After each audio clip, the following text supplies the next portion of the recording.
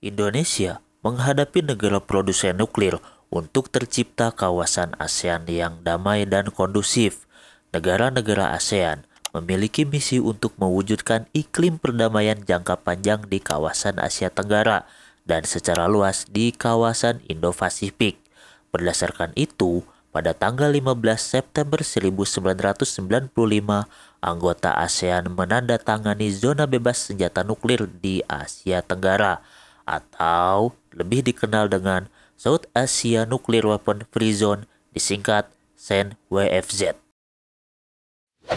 Indonesia sebagai pemegang mandat tetua ASEAN mengajak negara-negara produsen senjata nuklir seperti Prancis, Inggris, Amerika Serikat, China, dan Rusia untuk ikut serta menyepakati protokol ini agar tidak ada satu pihak pun yang melakukan kegiatan apapun terkait senjata nuklir di kawasan ASEAN. Pada traktat ini tercantum 6 poin kesepakatan.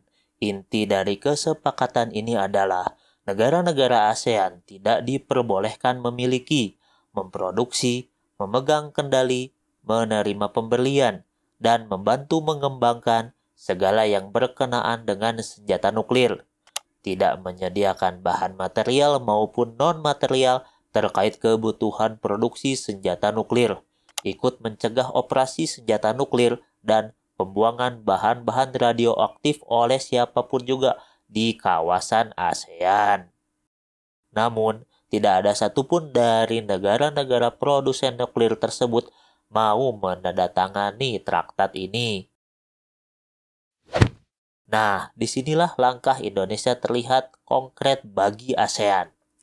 Pada momen pertemuan Menteri Luar Negeri negara-negara ASEAN yang dilaksanakan di Jakarta dari tanggal 11 Juli 2023, pertemuan yang dihadiri juga oleh Menteri Luar Negeri dan diplomat negara-negara non-ASEAN yang memiliki kepentingan di Indo-Pasifik seperti China, Amerika, dan Rusia.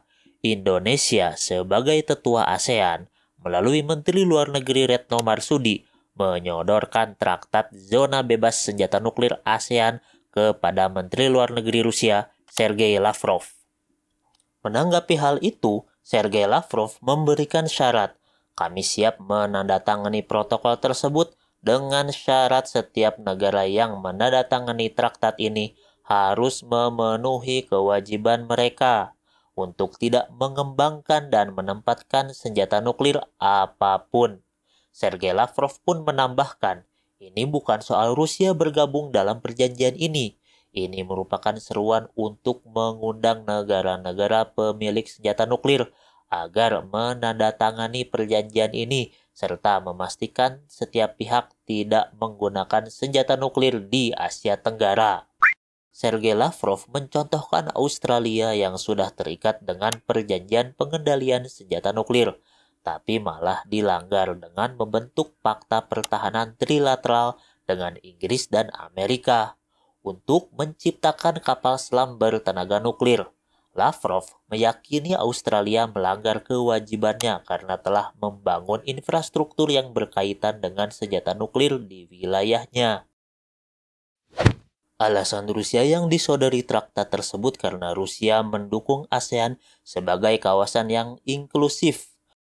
Rusia juga mendukung sentralitas ASEAN dalam membangun arsitektur kawasan yang inklusif, ujar Menteri Retno Marsudi dikutip Sabtu 15 Juli 2023. Indonesia sejatinya telah melakukan pendekatan kepada negara-negara produsen nuklir tadi untuk ikut serta. Sejauh ini, hanya China yang pernah mengutarakan akan mendukung zona bebas senjata nuklir ASEAN pada KTT ASEAN November 2022. Tapi hingga saat ini pun belum juga ditandatangani traktat tersebut. Indonesia, sebagai pemegang posisi tetua ASEAN saat ini, mengandalkan Rusia menyepakati traktat bebas senjata nuklir ASEAN sebagai negara produsen nuklir terbesar di dunia. Mengingat bahwa Indonesia memiliki hubungan baik dengan Rusia, di tengah Rusia yang terkena banyak sanksi dari Barat akibat invasinya ke Ukraina. Di samping itu, ASEAN dan Rusia telah mengadopsi joint statement dalam momen 5 tahun ASEAN-Rusia Strategic Partnership. Ya, ASEAN WFZ itu sangat penting untuk diperjuangkan ya, untuk menghindarkan wilayah Asia Tenggara dari kepentingan-kepentingan para pemilik senjata nuklir. Enak kan kawasan negara kita terlindung dari senjata nuklir? Itu menurut admin. Kalau menurut kawan-kawan sekalian, gimana? Tulis di kolom komentar, oke? Jangan lupa untuk subscribe, like, dan share. Akhir kata, wassalamualaikum warahmatullahi wabarakatuh. Stay tune terus di Mantan Wibu.